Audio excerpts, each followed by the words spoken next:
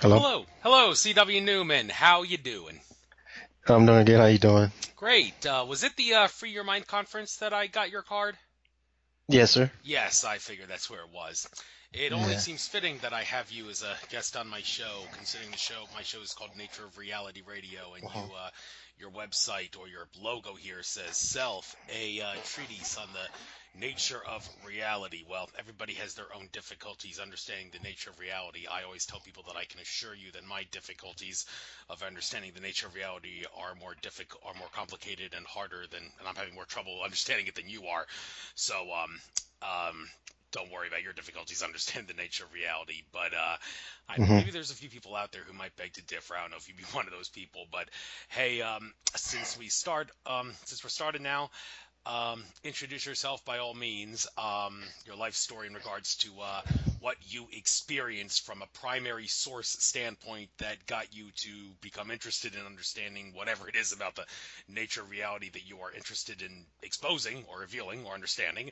And then we will go from there. I got my notepad by me to take down notes on anything I hear you say that I find interesting and worthwhile ad-libbing and discussing about. So you got the floor, your life story, what you do, what you experienced, and what it means to you.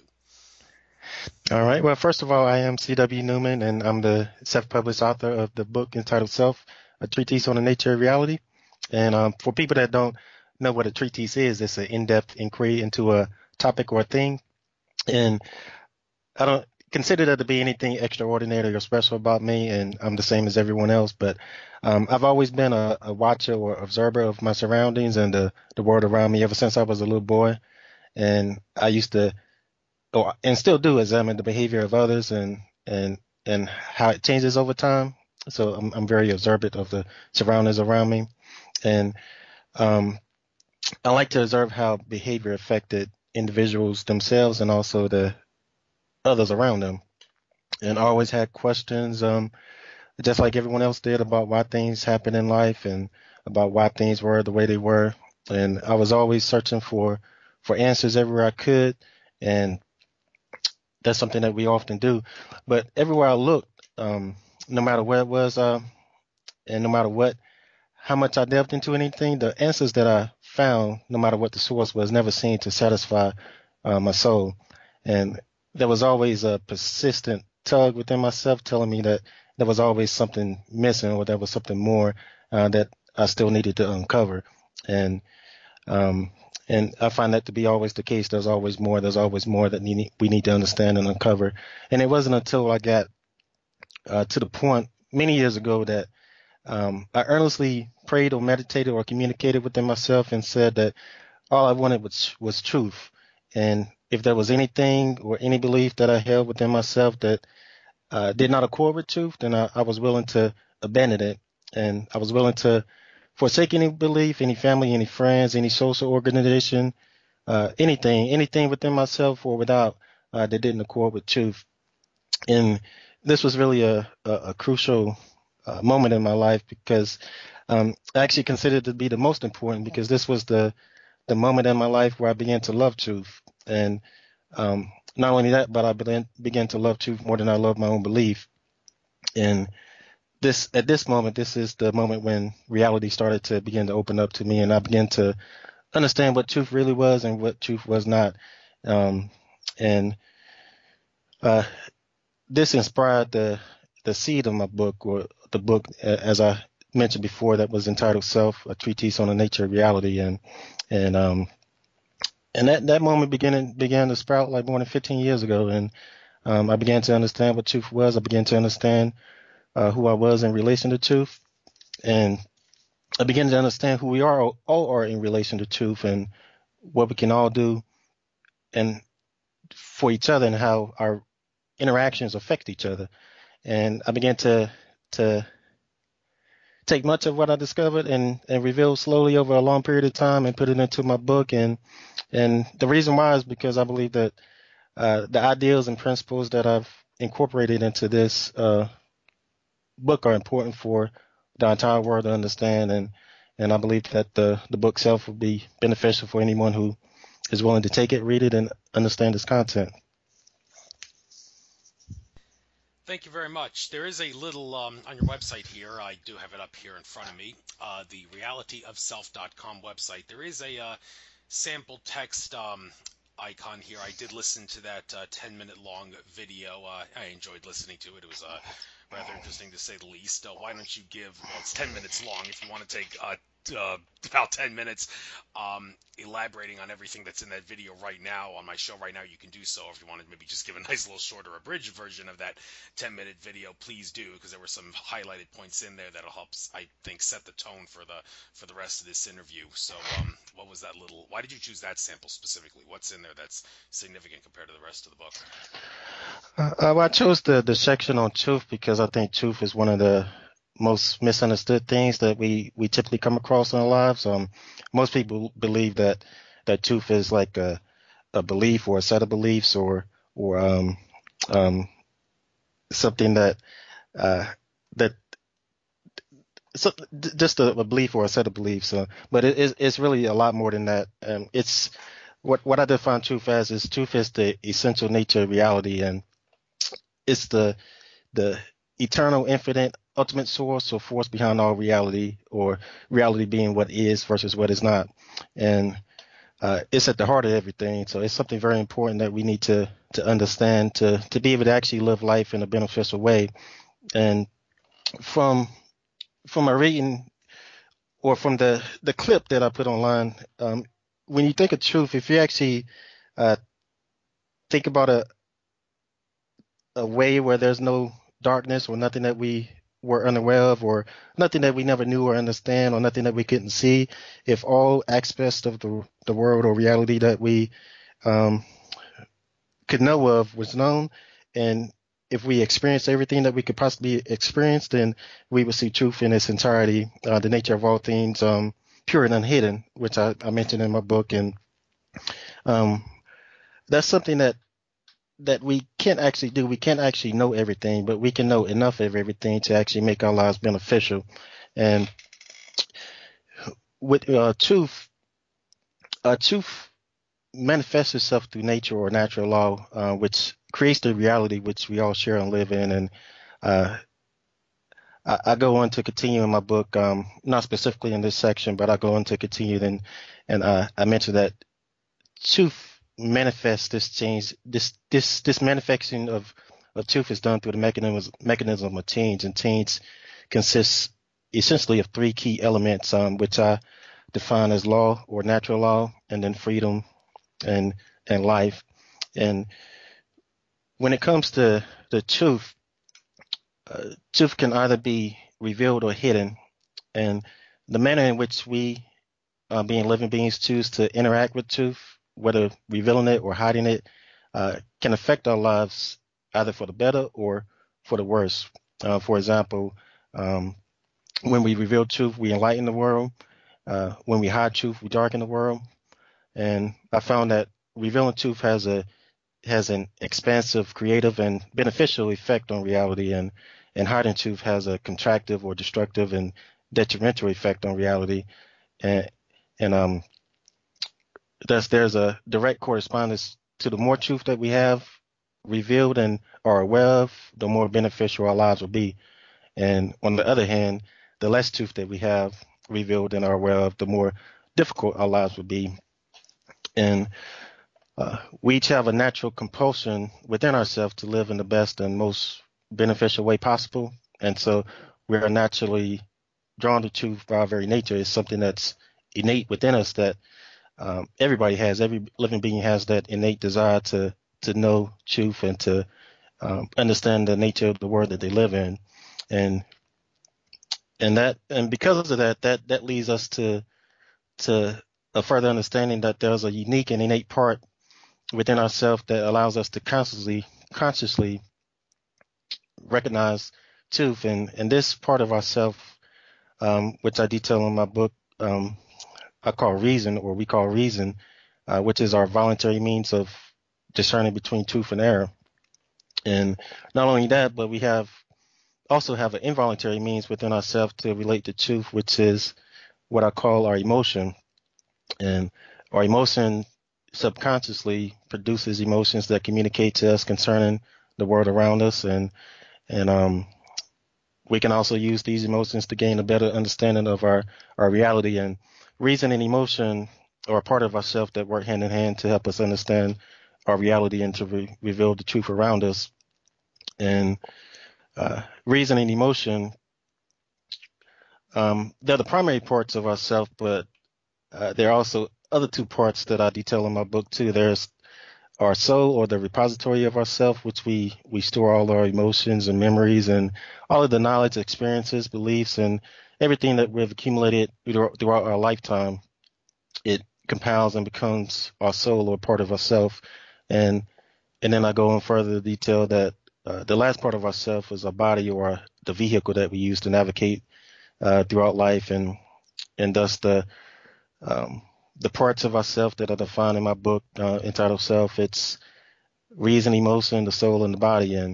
And with our reason, we think. With our emotion, we feel. And then with our soul, we remember. And with our body, we live or act. And all of these things combine to help us express or manifest our reality and experience and interact with each other. Um, so that's a brief summary of some of the things in my book. Thank you. Your book is available on your site, $17.12. It can be bought for. I'm looking at the cover of the book. It sort of looks a little bit like the yin yang symbol with the Hmm. black and white, but it's not obviously not the yin yang symbol. Well, that symbol that's on your book, the spiraling shape, that's black and Hmm. white. Well, first of all, what's the significance behind the colors of black and white, and what's the significance behind the symbol that's in the center of the book that's right on the border of the black and white rectangular blocks?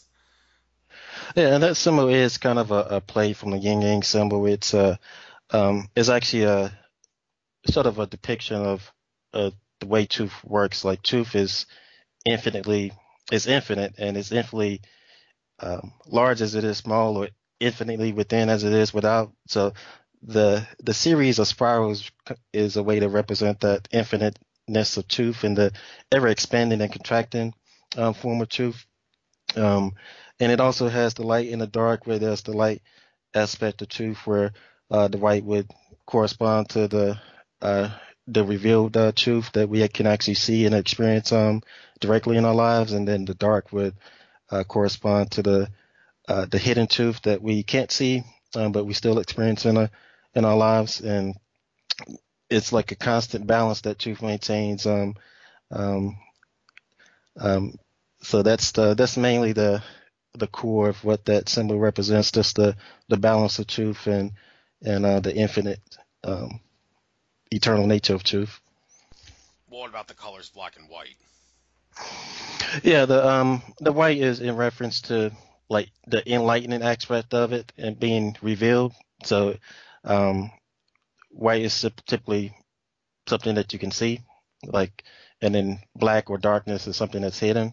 And um, as I stated earlier, the truth can either be revealed or hidden, and the manner in which we interact with truth being revealed or hidden actually affects our lives. So when truth is revealed, it behaves in a more beneficial manner within our lives, versus when it's hidden, it behaves in a dark manner. Or um, if you break it down, it's like a light force and a dark force working within our lives to um, keep a constant balance. Right, and when it comes to what is being revealed to awaken humanity in general, remember from well, I wasn't at the conference, but the Free Your Mind conference, the first one, I believe it was back in 2011, back when Bob Tuskin had really crazy hair. I believe he explained in his presentation that Sai Baba, the New Age guru from India, Hmm. he said that the appearance of more and more things that appear unpleasant, be they false flags or the revelation that the people controlling governments are human murdering, child slaughtering, evil sinners, and all that. Well, that's not revealing of darkness. That's actually the revealing of of light. But I'm sure there's a lot of people who would say that that's kind of a stupid way of looking at it, because how can you say that that the revealing of things that are not pleasant is the revealing of more light? I mean, is it a point of view issue, or do you think Sai Baba knows what he's talking about? Well, I'm not familiar with his work, and I'm not sure that I caught that, or I didn't catch that presentation at the Free Mind Conference. But what I would say about the dark forces working in our world is that they're altogether human. There's nothing supernatural about them. They're just behaving or exercising their power or influence in a manner that's self-serving, and in doing so, when someone is engaging in an evil action, they typically tend to hide information from other people, because when you're doing something that's not beneficial to other people, you don't want them to know about it. So that taps into the dark mechanisms of truth, or the hiding of the truth. It goes hand in hand with evil. So when you're engaging in evil or self-serving behavior, you tend to hide truth from people, and not so that you can disempower them, um, as opposed to revealing truth to them so that they can be empowered. So that's what I would say is happening in the world. There's some powerful people who are self-serving, engaging in self-serving behavior that benefits themselves, without taking into consideration how the actions affect other people, and then they're hiding truth from the masses of people. Yes, just a general thing about the Free Your Mind conference and what is worth exposing and what isn't. I enjoyed the conference very much, the most recent one that happened this year. But to tell you the truth, I think maybe it was a little too much preaching to the choir. I mean, a lot of that stuff that the presenters were talking in the presentations. Well, if someone who isn't awake, it's definitely in their best interest to go to a conference like that and listen to what's going on. But many of the people in this world have already heard much of that stuff, and they think, okay, well, it's kind of time to move on. And I recently spoke to Bob Tusk and John G. Vibes when they called me over the phone over something that I'm not really going to get into. But as Hmm. far as Free Your Mind conference goes, they told me that they'd like to do it, but they're kind of at a little bit of a standstill at the moment. And in regards to why that's the case, I actually told them, well, I love the conference, but I do think there was a little too much preaching to the choir, and I actually noticed that they seemed to agree with me that that's the case. So, I mean, if the people at the last conference are preaching to the choir, what can we do about that so people don't fall asleep hearing stuff they've already heard? Any suggestions on that? Um, well, I have to admit, I haven't actually caught up on the podcast or the videos from the Free Your Mind conference, so I'm not familiar with everything they said as of yet. I haven't gotten around to it yet. Um, and I was busy at the conference doing other things with my vendor table. But what I would suggest is just keep uh, keep keep fresh ideas in the atmosphere. Keep thinking about ways that you can empower other people, and keep fresh content, and just don't rehash the things that have already been said. Just try to think beyond what's been said and think bigger. I think that's something that we have to do. We have to think bigger than what we've normally been doing. So that's something that I would suggest. Great, but when it comes to exposing truth, there's the thing that people will always seem to agree to disagree on, the extent to which humanity can or can't handle the truth. I remember Carrie Hmm. Cassidy of Project Camelot, in one of her recent talks when she interviewed Mark Richards. I interviewed Mark Richards' wife, Joanne, and Mark Richards, ET contactee with Raptor Extraterrestrials. He's in jail for a murder he did not commit. And Hmm. he and Carrie said, well, Carrie said that she and him, for a little while when she had the opportunity to speak to him when he was in the jail, was the extent to which humanity is able to handle the truth and all. And it seems that Carrie is leaning towards the fact that humanity could, if the truth was exposed, but Mark Richards seem to be of the opinion that they aren't. Now, if you want to get down, really go off into the deep end here, Akashic Records reader Andrew Bartas, who is arguably my number one best, most frequently used source of information because I feel that his ability to access the Akashic Records is the best source out there. He every so Hmm. often gives an email out called Andrew's Insights. Different topics. Often, sometimes he sends the same one, but one of the more interesting ones, and I've only seen this one once. I hope he sends it again, because it's worth getting out to people. It was called The Future, and it had a question mark after the word future. And in that, he explained that there was a timeline in an alternate reality. There was a timeline incursion where in 2004, massive timeline genocide happened, and as a consequence to that, it was exposed that the extraterrestrial cover-up was for real.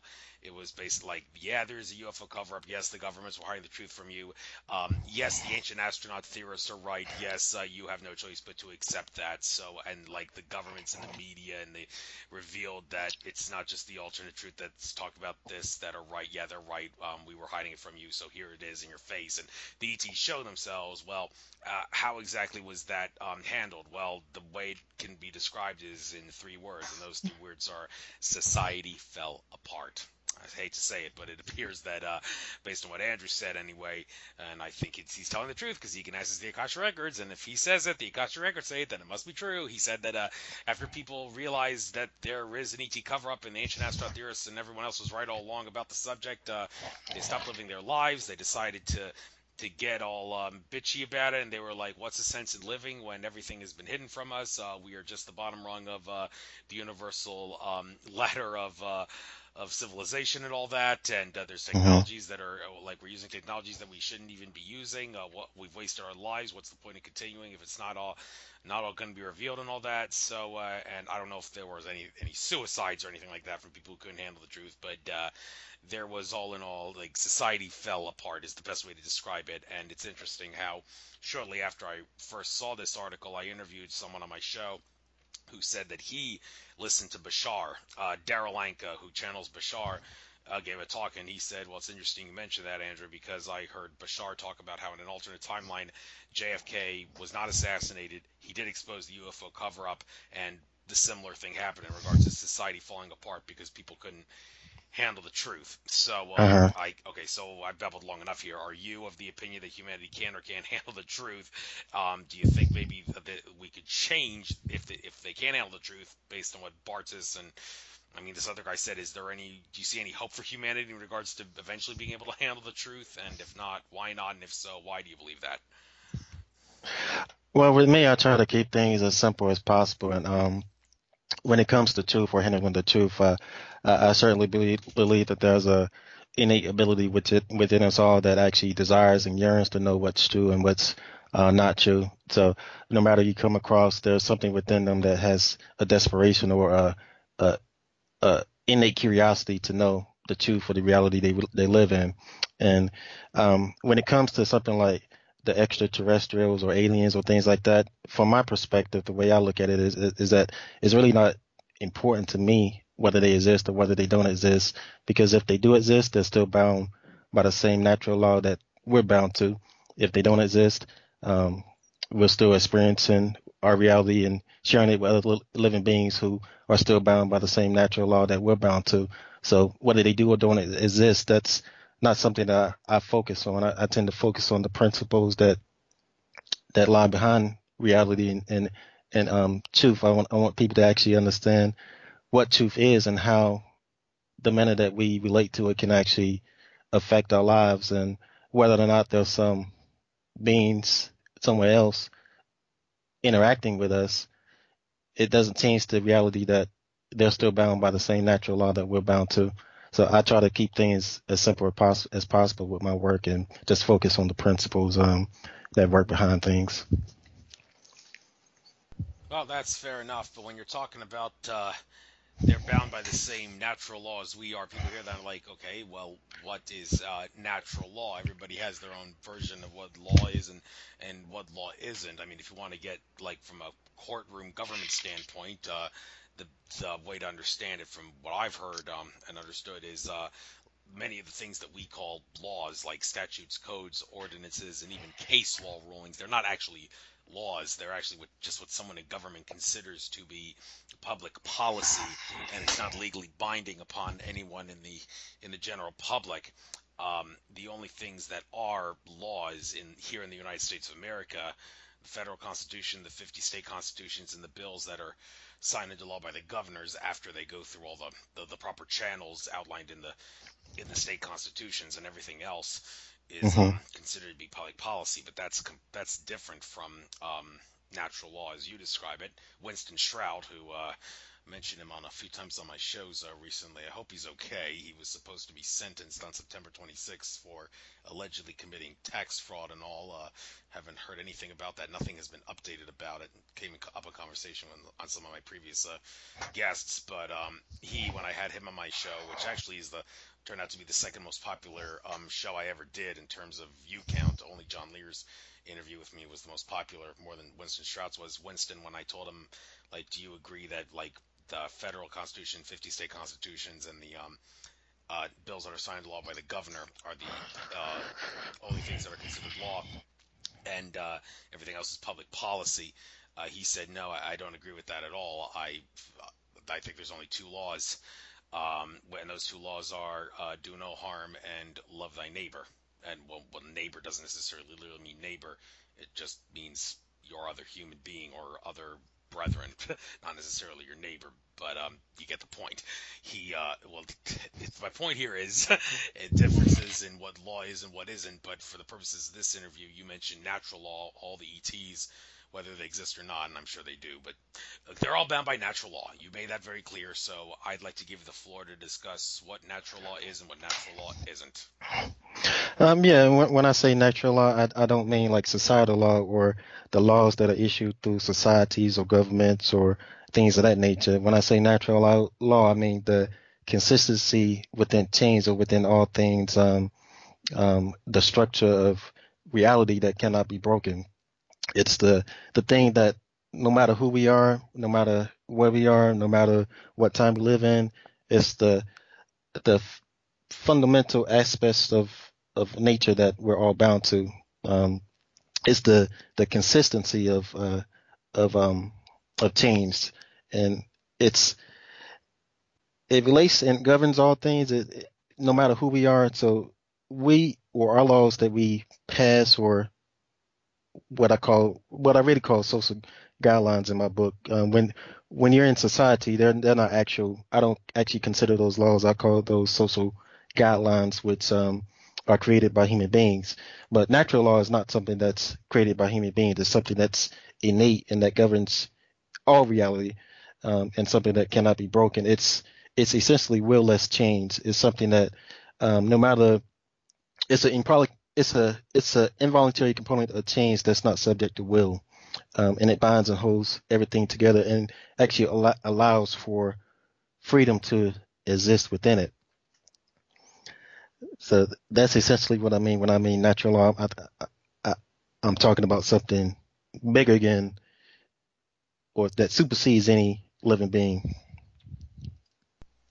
Okay, but when you're talking about specific factors of natural law and what does natural law assert will happen in regards to how things work in the world. Well, Mark Passio has done presentations on this, and some of the more prominent things he talks about regarding what natural law is the assertion that well, it's common sense basically that the collective authority of a group cannot exceed the authority of any individual member of that group, and that means that the government cannot charge us with a crime or punish us if we do no harm or don't intend to cause harm through either negligence or deliberate intent. And the reason they don't have authority to do that is because we in the general public as individuals do not have authority to do that, and therefore the government as a group cannot have the authority to do that. Now, many people will hear that and see that as nothing more than ridiculous wishful thinking that is completely incompatible with how things work in the real world. But many who hear those people say that will say, well, you're just a pessimist who fails to understand natural law. You're not taking into account the reality that if the government or any group that does something that they do not have authority to do, be it punish someone else for not doing any harm or try to order or force someone who is free, and by free I mean not under contract with another individual or group, then if they try to do that, punish someone even though they did no harm, or order or force someone to do something that they don't have authority to order or force them, then by virtue of natural law, karma will come back to bite them. And well, I mean, people will say, okay, well, if that's true, when is the karma going to happen? How's the karma going to happen? And I mean, can we be sure that the karma is actually going to happen in this reality? I mean, when it comes to karma, there's a lot of questions that remain unanswered. But since you focus on natural law, and since to a great extent, and since um, karma seems to play a big role in understanding like authority and all that, and how abuse of authority will come back to haunt people, do you have anything to say about how you can determine how karma would come back to bite someone who abuses their authority? Well, yeah, first I want to say that the only real authority that there is truth, and natural law is the enforcer of truth. So, um, the authority of, or so-called authority of societies or governments, they're all illusions that are forced upon us or that we agree to abide by through our actions. But as it comes to karma, or what I call the law of balance, um, there's no one actually escapes the consequences of their actions. If you make a choice, there's a corresponding consequences. That's something that you can't escape, even though you may not realize the consequence that's being experienced at the time, or recognize it when someone else is behaving in a evil or self-serving way. They're still experiencing the consequences of their actions. When you do something that's evil or that's self-serving or that harms another person, you're attracting that same behavior back to yourself. So you make it more likely for someone else to do the same to you. So if you hurt someone, you make it more likely that's either that person or someone else is going to come back and hurt you. And this is the law of karma. You're attracting back to yourself what you actually give. And I call it in my book the law of balance. You actually attract back to yourself what you give. And even though sometimes people may not see the law in action, it's occurring, whether it's occurring physically or whether it's occurring mentally or spiritually within a person.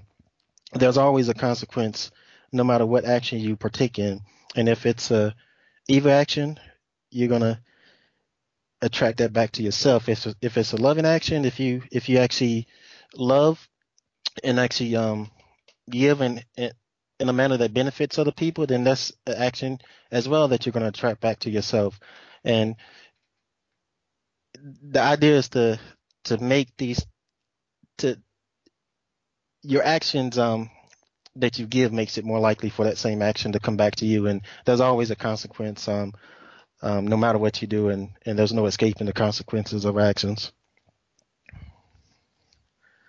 Right, there isn't, but one has to ask, when is it going to happen where you're going to receive the consequence for your actions? I mean, when it comes to and how is it going to happen? Is it going to be an eye for an eye kind of consequence? Like if you rape someone, you are going to get raped, or is it like a little different? Like could it be if I know it's a big drastic example, but I say because it proves the point.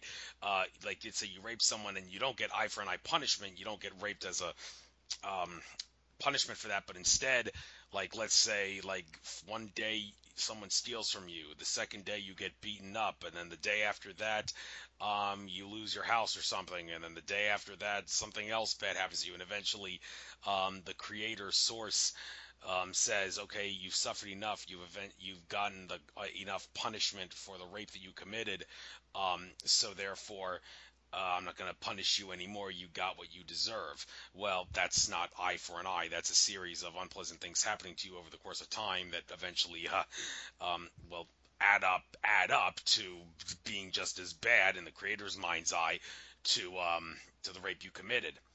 So, will that happen in this life? I mean, there's been cases, I suppose, where someone gets raped in this life and they figure, why did this have to happen to me? How could this such a terrible thing happen to me? A crime that many consider to be worse than murder had just happened to me.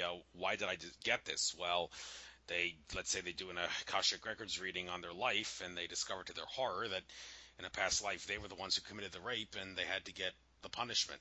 So, I Mm. mean, my question specifically for this is, how do you know if someone will receive the punishment for their bad, harmful actions?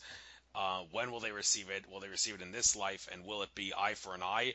Or will it be a series of bad things happening to them? Or is there really no definitive way to determine the answer to these questions that I'm asking? Is it basically, well, you just got to wait and see? Well, what I put in my book is that the consequences of our actions, they come to us here and now. We don't actually wait until we die to face the consequences of our actions. If we do something harmful to another person here and now, the harm's going to come back to us. And there are immediate consequences that we can't always see. There are spiritual consequences, like consequences in a person's mentality, where if you engage in harm against someone else, or you rape someone else, even though people can't see it, there's a harmful mentality operating within that person that actually feeds itself, that causes them to, um, in the immediate or distant future, to continue to make choices that are harmful to themselves. And then not only that, but the person that they're harming, they may say, hey, I want to protect myself. And so as a means of protection, they cause harm to the other person. Or a society sees this harm being occurring, to someone else, and they say, hey, we don't want this to occur because they're violating the natural rights of another person. And so, hey, we want to take that person who violated the right, and we want to restrain their freedom. We want to take them, we want to put them in jail, or we want to cause do something that eliminates that harm from society. So the consequences that occur to us are immediate. We don't wait till we die to face the consequences of our actions. The consequences come back to us here and now, whether we can actually recognize them or not. Okay, that's interesting you say that, because I'm sure there's some other people that'll say, well, I'm sure I can point out exceptions to that, where people did not seemingly receive some sort of a punishment for something they did. But I guess if you really dig deep into it, well, from what you're asserting anyway, that yeah, you can prove that they are gonna get the punishment in this life before they pass away. So don't assume that you'll have to wait till the next life to get to receive your punishment. So well, And I would say, sorry for cutting you off, but I would say that evil itself, or harm, causing harm to other people, is itself a consequence, to yourself, because when you hurt someone else, you're also hurting yourself, because we're all in the same reality. We all bound to the same natural law. So when you hurt somebody else, you're also hurting yourself.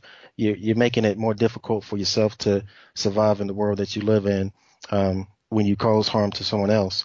So, um, yeah, there's always something occurring that, even though it doesn't seem like it, there's a consequence occurring by way of natural law that's affecting the person that caused harm to someone else.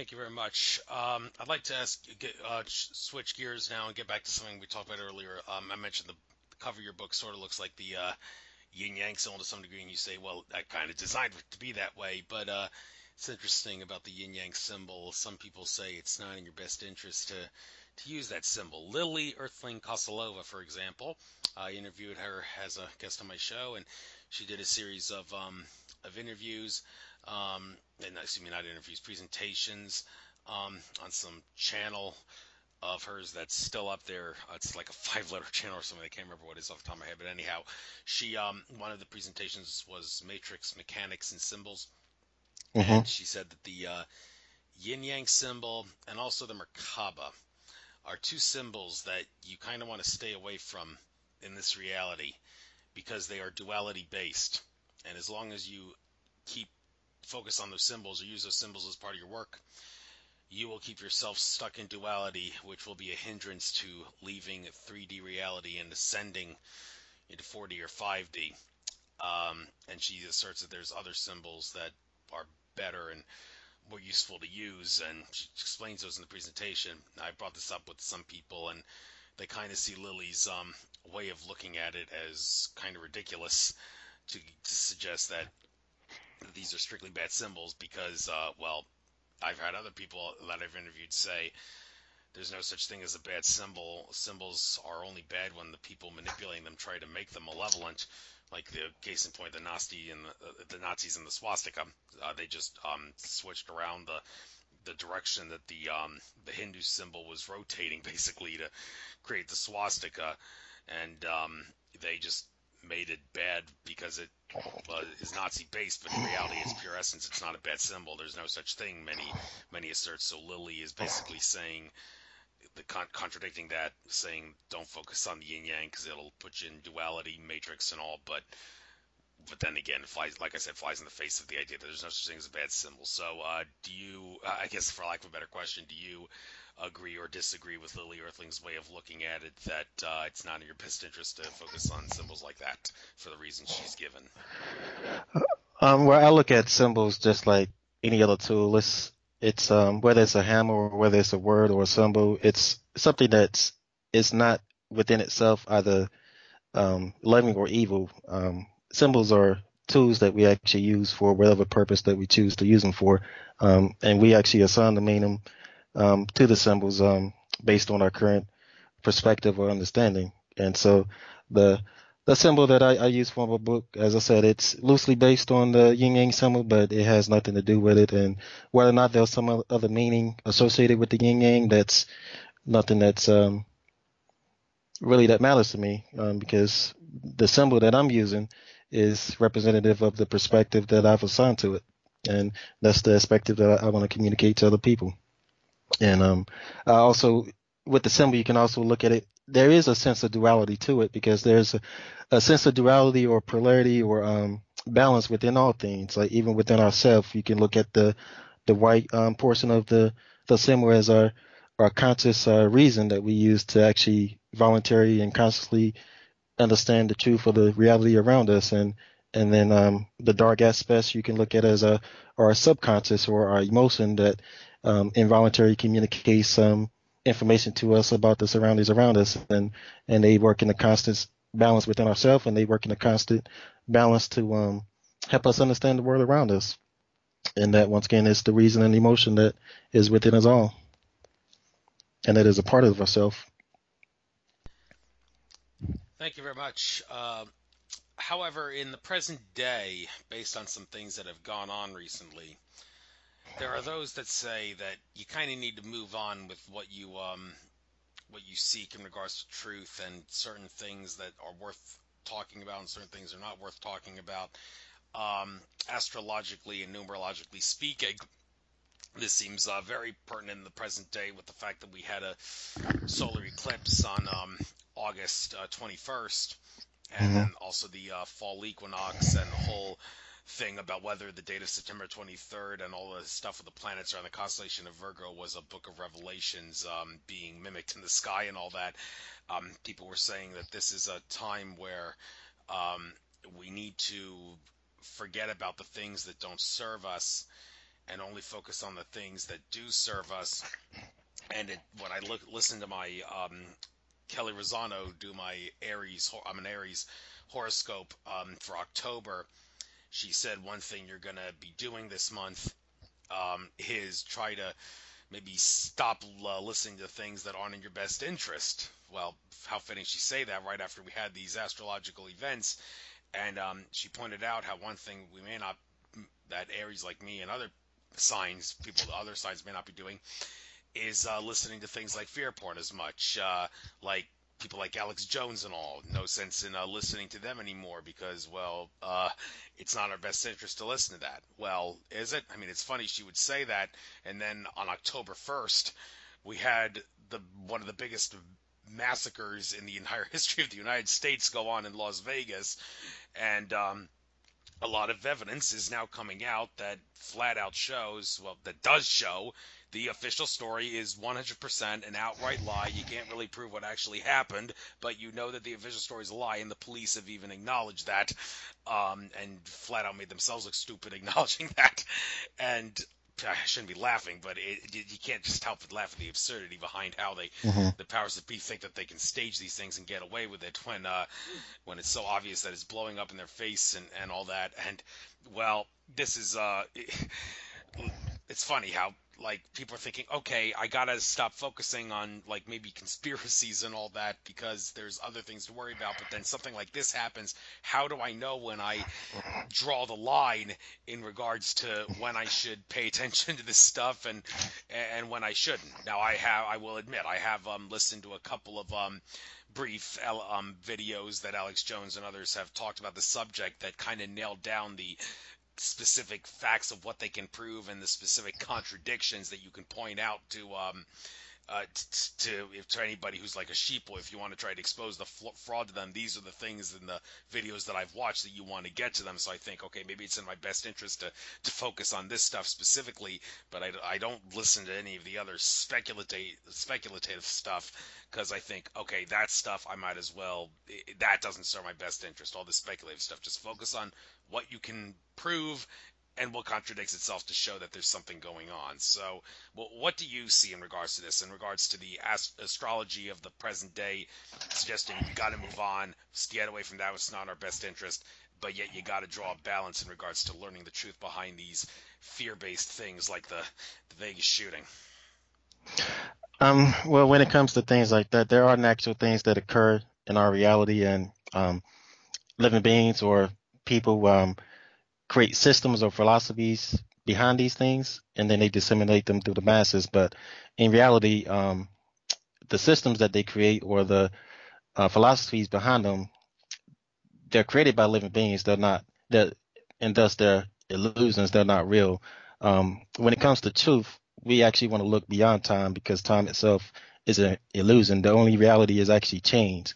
The world is changing and it changes in a consistent manner based on natural law. Um, and there's consistencies that we can actually uncover via our reason concerning the world around us. And with this, we actually want to focus on not what's occurring in our time per se. We want to focus more on what is beyond time, what is actually real, and what's we want to focus on the principles behind things that operate. So when you actually understand the principle behind things, it doesn't matter what a elite group is actually doing to control the masses of people. Because when you understand the principles, you know that that's something that they're going to always do. So you got to look beyond that, and you got to focus on the things that are real, and actually work on disseminating that through the masses as much as possible to get more people aware of the world around them from a principle standpoint. Because if you don't understand the principles, you can chase what's happening around the world as much as you want, but it's intended to confuse you. You're intended to be confused when you're focused on the things that are occurring in this time frame. Because when you really want to understand the nature of reality, you have to look beyond time and look beyond, the current events and the things that are happening from day to day, because they're intended to confuse you. So if you want to avoid the confusion, you actually have to focus on the principles that operate um, beyond things. Okay, yeah, I think you're definitely on the right track in regards to that. But when it comes to getting the truth out regarding these things, there are people who are unfortunately playing the role of gatekeeper. And one of my Hmm. biggest pet peeves are whistleblowers who act as gatekeepers. And it's a shame that some of the most prominent whistleblowers of all will do this. Two of the prominent examples that I can give are Julian Assange after 9/11. He said, let's not worry about 9/11. It's just a diversion. That's the word he used, diversion. And he decided not to focus on it and do other things. And on a related note, Edward Snowden, in the interview that he did with Brian Williams, where he acknowledged that he He used to be a spy. Brian Williams said to Snowden, "Well, don't you think maybe the NSA surveillance system is justified because the terrorists and the 9/11 terrorists doing what they did in amazing fashion with knives and box cutters and hijacking planes and crashing them into buildings? And don't you think the NSA surveillance system is needed to prevent things like that from happening?"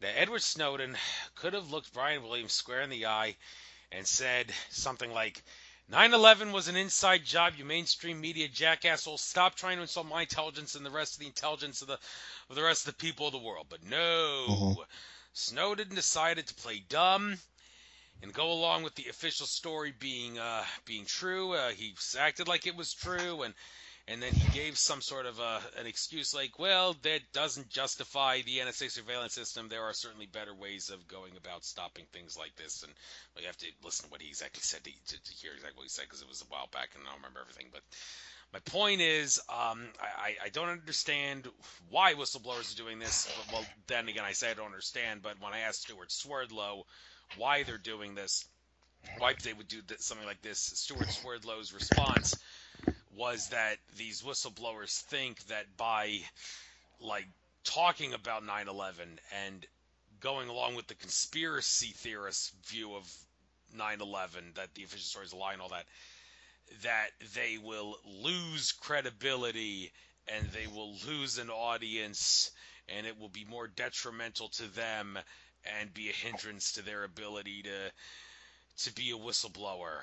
I okay, well maybe they are thinking that, but I can't help but wonder. Okay, if you believe that, why do you believe that? How do you? I mean, are you basically, for in a nutshell, you're basically saying I can't be the best whistleblower I can be because the human race is too stupid, or something like that?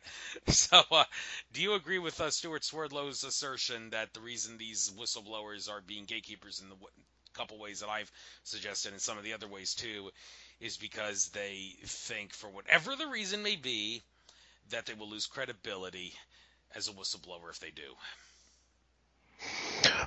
Well, first of all, when it comes to things of that nature, it certainly has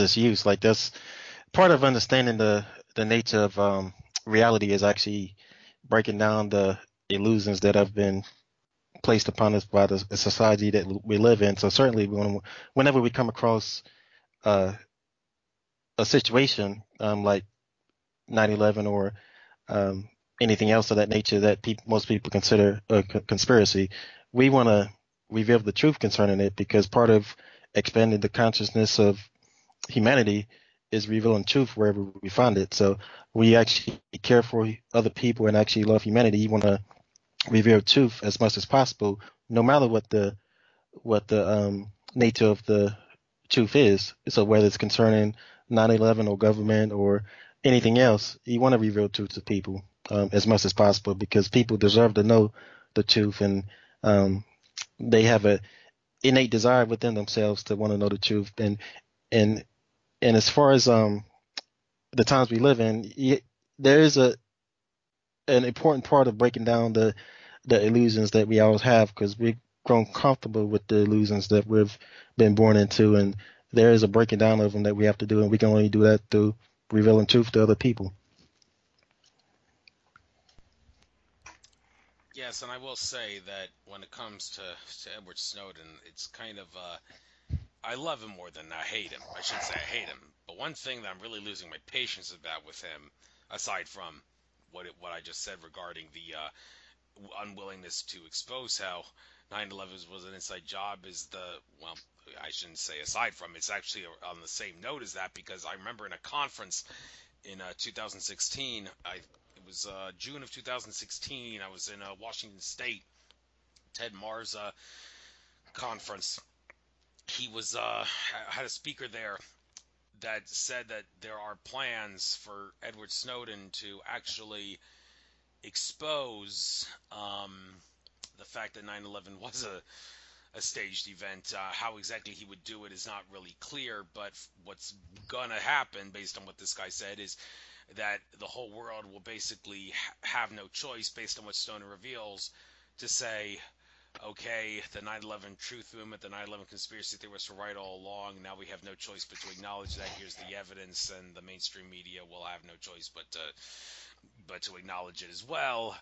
And where exactly this guy got the idea or the information that Snowden would release this, I don't know. I'm guessing it has some. I mean, there was a lot of people at that conference who have the ability to communicate with higher dimensional conscious, high level consciousness entities, and also on alternate timelines and such. And I'm guessing that the information pertaining to what Snowden was going to reveal on 9/11 and some of the other things has to do with what was seen on another timeline. Now, when it comes to these high-level consciousness entities, people have asserted that their view of time, because time is an illusion, as you pointed out earlier, uh, is means that you can't give a specific date. It's not one of those things that can be pinpointed. It's well, because time is an illusion. But this was in June of 2016. I mean, it's been this long, and Snowden has done nothing of the sort yet regarding 9/11. And so, I mean, when do we actually get in Snowden's face and say, do you want to be a whistleblower or do you not want to be a whistleblower? You've done a lot for us already, but you're only being a hindrance by not doing what you can do. Could you just release everything all at once, for crying out loud? Now, people have said, including Shari Edwards, who has the ability to analyze people's personalities and such, with bioacoustic voice analysis. She did something like that on Edward Snowden, and she discovered, well, first of all, he's not a double agent, as some suggested. There's not the Hmm. octave in his voice that would be present with someone who's a double agent or someone concealing his identity, she asserted, so that rules that out. But when I asked her, why doesn't Snowden just release everything all at once, the excuse she gave for him, his excuse is he's using it as a protective cloak. He's basically wearing it around him, the information that he could release, as a way of telling the powers that be, stay away from me. If you don't stay away from me, I'm going to release this information that's going to make you look bad to the whole world. But I don't understand, to tell you the truth. I don't really see how releasing everything all at once is going to put him in danger. I mean, because who's going to attack him if he releases everything when he just made everybody look stupid? Does he really have to wear it like a protective cloak? Well, maybe he'd think so. I don't think he does, but everybody sees it differently. And when it comes to this stuff I just said about how higher level entities have, if that was the source, have asserted that he will release something about 9/11 being an inside job, truly was, and we have no choice but to acknowledge that. I mean, why Hmm. hasn't he done that yet? Well, maybe if you ask him, why haven't you done it yet? Something tells me the answer he would give is, I'm not ready to because I don't think humanity can handle it. Well, what do you think would be his excuse? Well, I mean, I'm sure you may tell me, well, I don't know, you'll have to ask him, but is it based on what you've seen whistleblowers and the way they act in regards to not saying certain things that they want to reveal and cause them to be gatekeepers? Do you actually think that maybe they don't think that the idea that humans want to know the truth is necessarily true? Maybe there's too many humans out there that don't want to know the truth, and it would be too detrimental for them to know it because they'd be too negative and stuff like that. What do you think?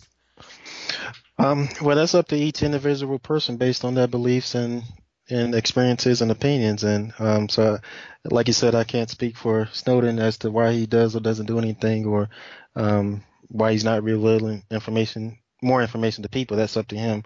But I would say that when it comes to things of that nature or events of that nature, it's one of many things that occur in our time that will continue to occur as long as we collectively fail to understand the principles of the reality of the world that we live in. As long as we don't actually understand what truth is, and as long as we actually don't understand what natural law is, and as long as the masses of people don't understand what love and evil really are, or what right and wrong is, or what natural rights are, or what justice is, as long as people fail to understand these things, though, these conspiracies or events that are constantly taking place because of the controlling elite are going to continue to occur. So what I want to focus on is actually the principles that people need to understand to actually um, work for themselves, to empower themselves, to make the world a better place, and to actually break down the illusions and to become aware of the nature of the actual reality that they're living in. Right, and when it comes to these whistleblowers, and whether you want to love them or hate them, I mean, there is the expression. I mean, this is very true in sports, but it also can be true in other aspects of life. That expression is, "What have you done for me lately?"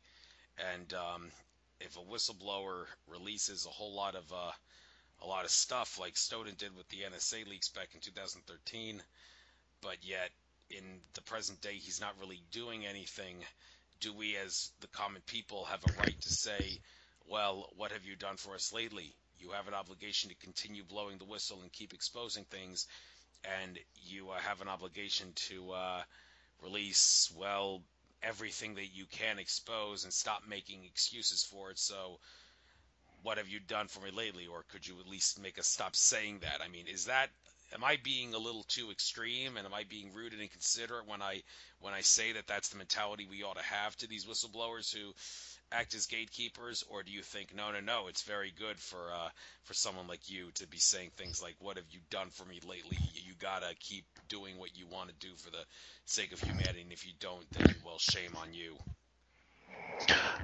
Well, when it comes to revealing truth, it's actually beneficial to reveal truth to people as much as possible and not hide it from people, because when you reveal truth, you actually expand the consciousness of humanity, and um, revealing truth actually makes um, it's more beneficial to reveal truth. But when it comes to whether or not one particular individual chooses to reveal truth or chooses to hide it, it's up to that individual, um, based on their, as I said, their beliefs or emotions, whether they want to reveal truth or not. And and whatever they choose to do is going to affect the world, and it's going to affect themselves. And certainly, I believe it's more beneficial to reveal truth, because we want to actually be aware of what's occurring in the world. And typically things that are hidden are things that are not beneficial to people, and that are based on evil or self-serving behavior. And so I would encourage anyone, whether it's a gatekeeper or whistleblower, to reveal truth as much as possible, because that's what you do when you love people. You love people. You teach them the difference between right and wrong. You reveal truth to them and be as truthful as possible uh, to them, so that they can actually understand the world that they live in. So whoever it is, I recommend revealing truth, but it is up to that individual person based on their freedom. Yes, 100% free will universe, in many regards. Well, since I mentioned that, when you hear that and you hear someone say this is a 100% free will universe, you live in a universe of free will, I mean, what does that mean to you? Well, I've asked other people that question, and I've gotten a whole slew of different answers, but one of the more controversial aspects of free will is the issue of whether or not one has the right or doesn't have the right to want to be a slave. Mark Passio, interestingly, did a presentation, or a talk, I should say, about this at an event in Philly, the Free Mind Fest, I think it was called, where he asserted that people do not have the right to want to be a slave. You do have the right to do anything which does not result in you causing harm or intending to cause harm to another person or property through either negligence or deliberate intent. Natural law makes that clear. So one would hear that say, okay, so I have the right to be a slave if I want to. Well, no, you don't. And the reason you don't is because by wanting to be a slave, you are both, directly and indirectly, making it easier for the control system to keep the rest of humanity in line. And that means that the people that do not want to be slaves will have their lives hassled and made miserable, and will have their rights violated against their will, because there are other people who want to be slaves and think they have a right to want to be a slave. And those people, because they are causing harm to society by making it easier for the control system to dominate and control people, they do not have a right to want to be a slave for that reason. Now, if we are to accept that that is the case, that one does not have the right to want to be a slave, then that itself raises the question, okay, then those of us who don't want to be slaves, when do we have the right to hassle and harass the people who want to be slaves to force them to wake up and wake up out of their slumber? And to what extent do we have the right to exercise that right to to force them to wake up? I mean, one of the most dramatic examples of forcing someone to wake up would be in the 1988 movie They Live, when the main character's friend refused to put on the glasses, and the main character insisted he put on the glasses because, well, the guy wanted to be a slave, and he didn't. The other guy didn't want him to be a slave, and didn't want to be a slave himself, so he beat the living shit out of him to force him to put on the glasses. Now, some Hmm. would say, well, we don't have a right to do that to people who want to be slaves, but we do. I mean, at the very least, have a right to get in their face and hassle them verbally, or I mean, get really, really up close, but not beat them up or cause harm to them. I mean, how do you? Are you of the opinion? Yeah, we don't have the right to want to be a slave, and if you are of that opinion, but then how do you determine to what extent you have the right to hassle and harass those who want to be slaves to force them to wake up?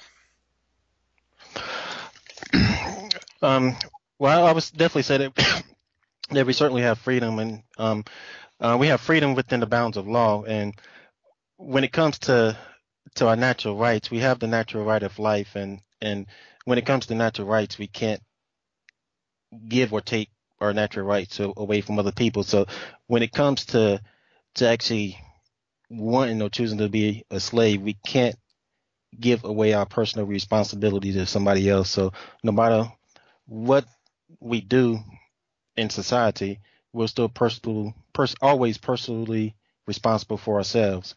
And so whether someone says that they want to give away their personal responsibility to government or to someone else, um, they can say it, but they can't actually do it.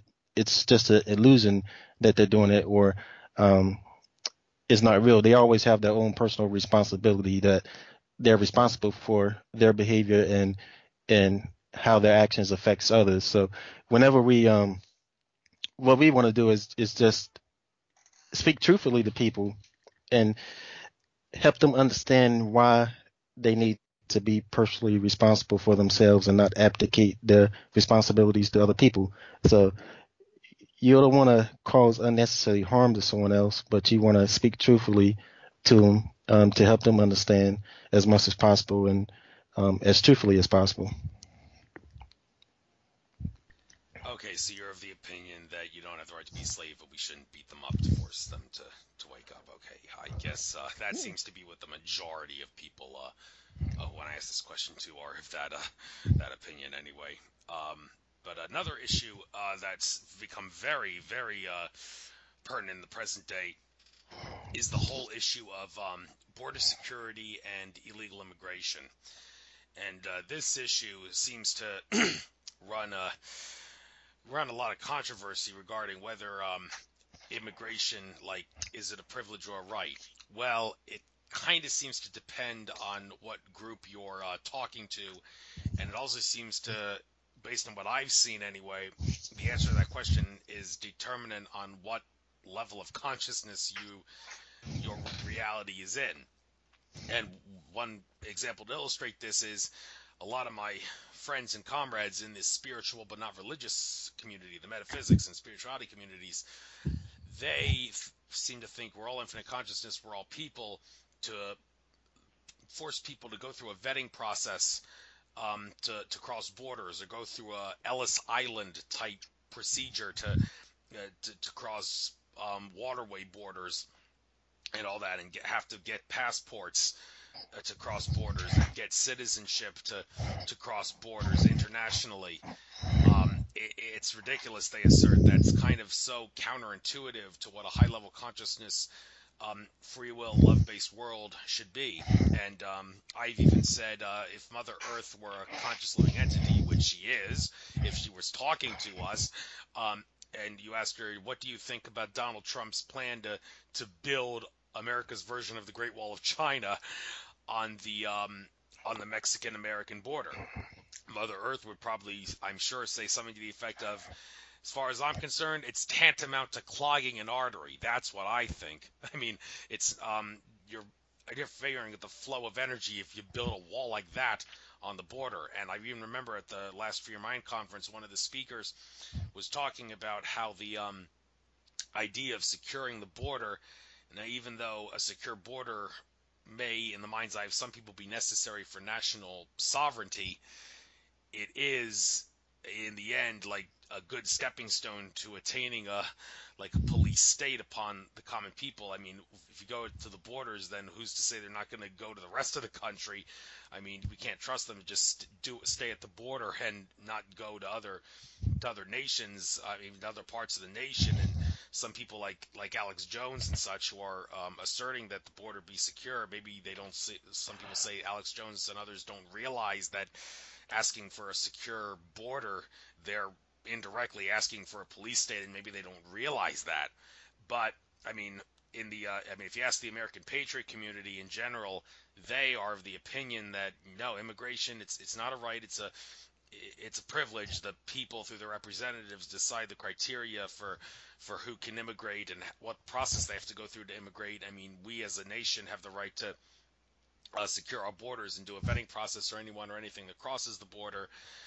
But like I said, that clashes with the spiritual but not religious folks who, for the most part, are of the opinion that it ought to be treated as a right with free flow borders, no passports, and all that other stuff. And it's interesting when I discussed this with one of my previous guests, who was channeling high level consciousness entities at the time.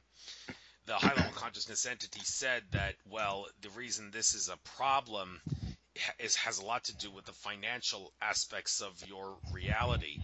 If money did not exist in your world, then we can assure you that this whole immigration problem wouldn't be such a problem. Now, they didn't really seem to elaborate too much on that, and I'd have to re-listen to exactly what they said to get all the finite details and all that regarding what they were talking about when they said the financial system as it exists is one of the biggest reasons why the immigration problem is become such a problem as it is. But when it comes to this issue of treating immigration as a right versus a privilege, what do you have to say about it? And do you maybe think that maybe someday when we do ascend to higher consciousness, we can treat immigration as a right and not a privilege, and everybody can get along? Um, well, we certainly have the right of freedom, or the freedom to move freely. The problem comes in. This is where the problem comes in. It comes in that we live in a world full of illusions. We have the illusion of government. We have the illusions of nationality, of states, of races, of all these things that divide us. And based on all these illusions, we've been born into a particular place, nationality, government, race, or whatever label they want to put on us. So with these labels and with these divisions, um, we're in societies that are not built on consent. So that kind of muddies the waters of this topic, because we can't actually speak about it in a manner um, that's not addressing the topic of the illusory nation of the governments and the nations that we live in that are built on a lack of consent. So we naturally have a right of freedom. We have a right to move freely and to go wherever we want to go. But when it comes to societies, we build societies, and typically, ideally, we want these societies to be built on consent. And and then based on consent, if we were in a consensual society, we would be able to freely choose based on us coming together as a society, whether we want people to join our society or not join our society. The problem comes in is that already we have a society that's not built on consent, and so we're a part of society, and then there's other people in other nations who are part of societies and governments, and it's the same there, where they're a part of it based on where they were born and is not based on consent. So that muddies the waters of this topic, because of having a word for the society is not based on consent. Um, we would naturally have the right to move freely, but that right to move freely is being restricted by these unnatural illusions. So whether we welcome people into the nation or not, it's missing the most important topic is that we're a part of a nation that we were born into based on a lack of consent.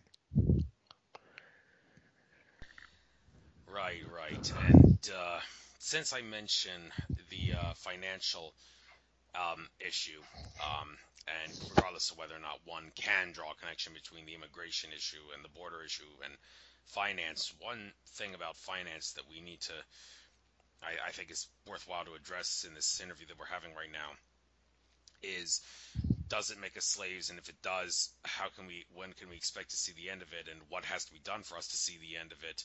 Because I know we shouldn't use the word when, because time's an illusion, but it's a question everybody's been asking nonstop, and I can't help but ask it. And it's become a running gag, basically. Even James Gilliland at recent conference I was at in Arizona said everybody's asking, when's RV? When's Nassaro? When's Jassar? When's the global currency reset? And it's become a running gag to always say next Tuesday, next Tuesday, next Tuesday, and people are laughing it off, but it's not funny. It's starting to become annoying, and it's starting to become an eyesore and a pain in the ass and all the rest of it. And well, the problem is this: our financial system completely untenable. Banks loaning money that doesn't exist and charging us interest on the loans makes debt and inflation unavoidable. Not to mention that at this point, over 99% of the money is digital and not cash. And well, the Hmm. cash digital, regardless, it's not backed by anything. That's why it doesn't exist. It's not backed by gold, not backed by silver, and it's just worth whatever we decide it's worth. And for us to base the price of things like based on what the stock market does, that's asking for trouble. Because two people engaging in a price rigging conspiracy could exchange something. One person person A exchanges a horse to person B for $2,000, and then person B trades it back to person A for $2,020. Like, society will think the price of the price of the horse is the average of those two, which is $2,010, but in reality, the horse is only worth $20 because of the fact that these people were engaging in conspiracy to rig the market, and this kind of stuff is not taken into account. So, I mean, I advise people, don't pay attention to Wall Street. It's just the world's most corrupt casino. I don't even engage in gambling on Wall Street. I mean, I did recently convert a lot of my IRA money into gold using Charles Schwab and all that, and some IRA backed some IRA gold firm and all that. But okay, that's the side issue. The point is that we need to change our financial system, because as long as the banks are loaning us money that doesn't exist and charging us interest on the loans, then we are slaves. There's no two ways about it, because Hmm. it perpetuates debt. We got to stop that. But how are we going to stop that? And I mean, what are we? When can we expect? There I use a dreaded word again. When can we expect RV, global currency reset, and Nassar, Jassar, whatever you want to call it? I still don't even understand the difference between those terms, but it's becoming really, really sick and a running gag that and upsetting that they have to keep talking about this. That behind the scenes, there's work to create a gold-backed currency, and yet it doesn't seem to be happening at all. And you keep hearing that the powers that be are doing everything they can to delay this. And you also hear James Gilliland even said that some of the good guys regarding this issue have decided to fight fire with fire by literally dragging the bankers out of the banks and holding a gun to their head and saying, "Let us make RV happen, or we're gonna blow your brains out." I mean, you got to fight fire with fire when you're fighting these guys. Well, that's understandable, but I mean, if you're gonna do that, could you at least make it work? And if they're trying to make it work, they're not really doing a good job, because we're still slaves to the dollar.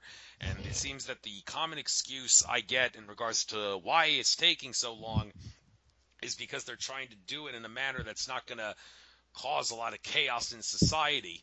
I mean, if the dollar crashes, there's going to be so many people struggling, and America's going to be like Venezuela and Zimbabwe if that happens, and all hell's going to break loose. There's going to be chaos in the streets and looting, rioting. When people lose everything, they lose it, and that kind of Hmm. thing. And that's what my understanding is. It's the good guys and not the bad guys that are ultimately preventing the reset from happening, in order to prevent that chaos in the streets from happening. And I will admit, I find that really gut-wrenching to hear because I have gone through so much trouble to prepare for this. I got $2,000 worth of storable food. I got a ham radio. I got water filters. I got everything I need to weather out the storm in the event of an economic collapse. And now I'm hearing that I'm not going to have to, all that stuff really wasn't really necessary in a sense. I mean, it's not a waste of money. I can still eat the storable food because it's not going to spoil for 25 years. But still, Hmm. I got it for this reason, and now the trade-off is it's going to be a longer wait for the reset to happen. Um, in order because the people that want to make the reset happen don't want society to fall apart from the dollar collapsing overnight. Now, if that really is the case, do you think, okay, people should be pissed off by that and should say, okay, crash the dollar, please crash the dollar, bring on the challenge, we're ready, we can handle it, we just want to go to gold-backed currency so we're not slaves anymore? Or would you rather wait longer to go to a smooth transition? Um, well, I'm one. I don't want to actually talk about this in my book, but I'm one that would actually believe that whether the dollar crashes or not, it doesn't change the nature of the control system that we live in. Um, we're still, and you were talking about slavery before, and from my perspective, I see there's two different types of slavery. There's the physical slavery or the chattel slavery, where everybody actually knows they're a slave and they're physically chained and slaved and confined to a particular location or plantation.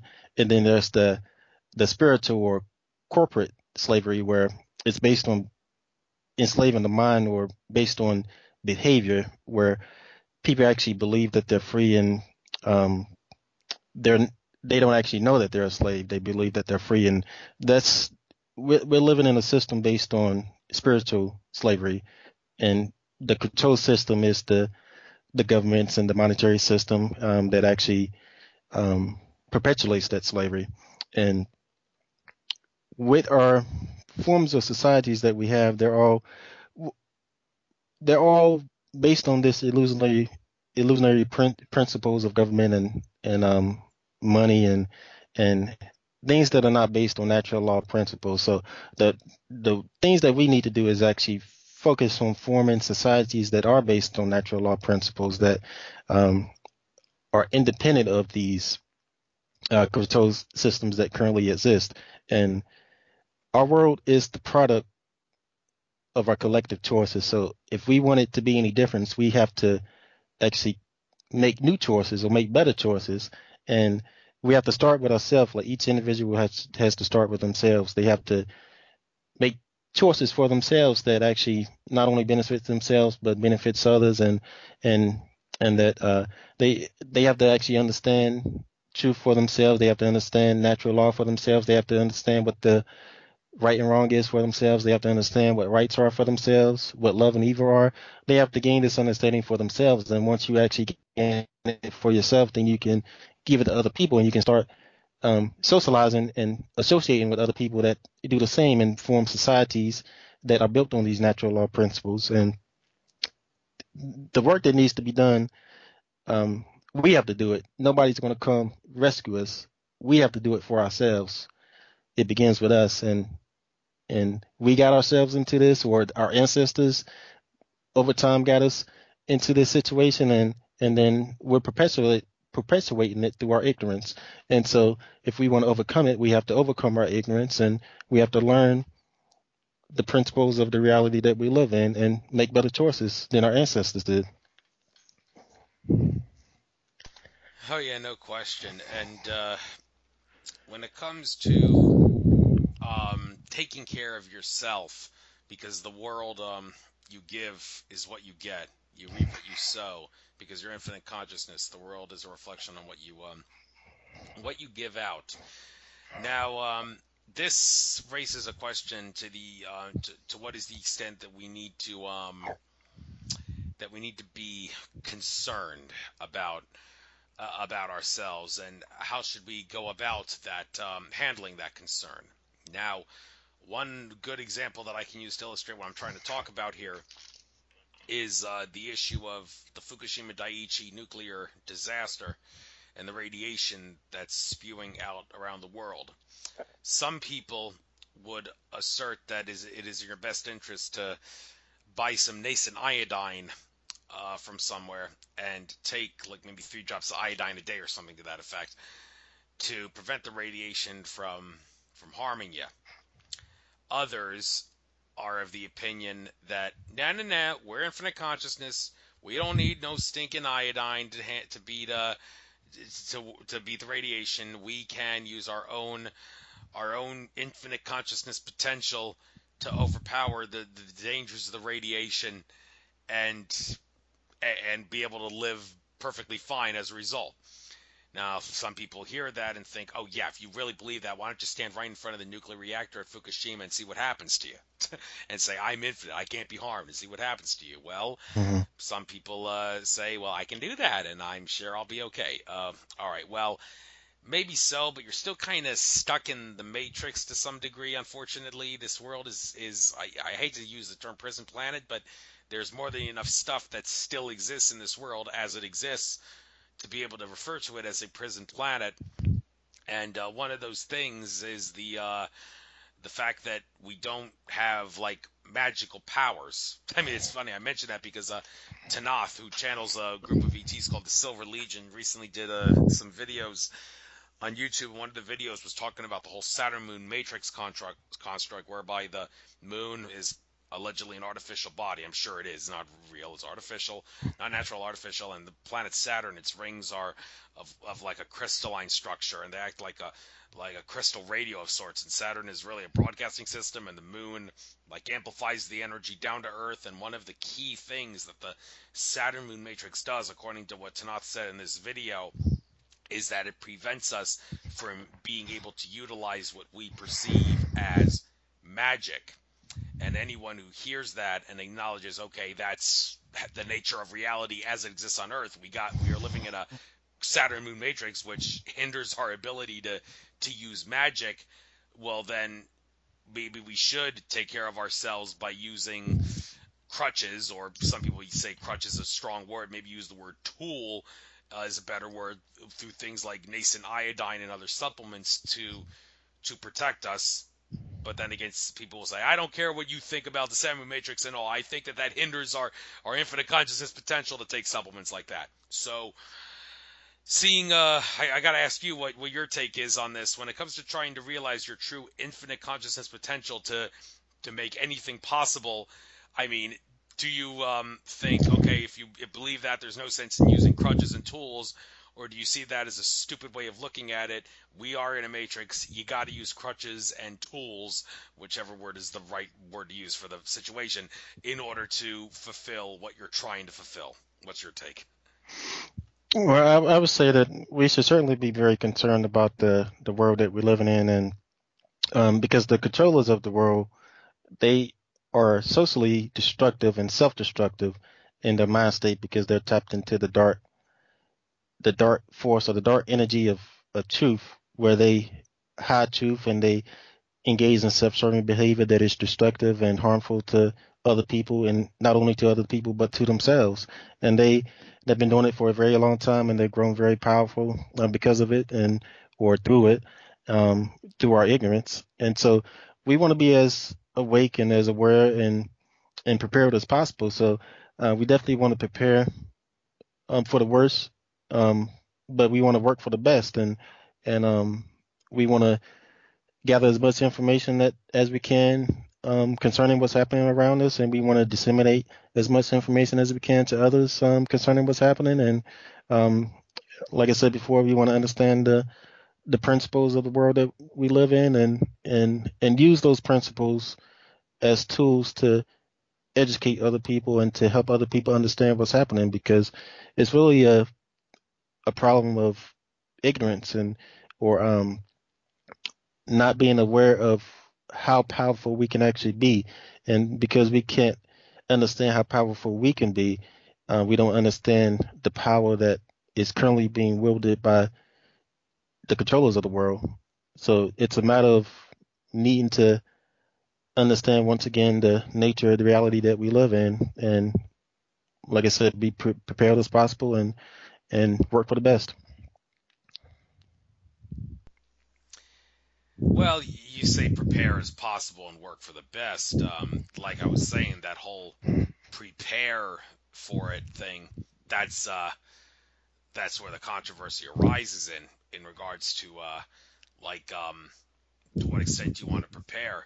I mean, I've been at some Patriot community meetings and such where people are talking about preparedness and like for be it an economic collapse or some disaster or whatever, and they actually say we don't really take a spiritual approach. We prefer to take a down to earth approach. And I mean, I could imagine that if you brought a spiritual person to that Patriot community meeting, and as soon as they heard the guy say that, they would stand up and walk out of the meeting and say, well, I don't want to hear this anymore because this is not my cup of tea to hear someone say better prepare by going down to earth approaches than the non down to earth approaches that are very metaphysical in nature.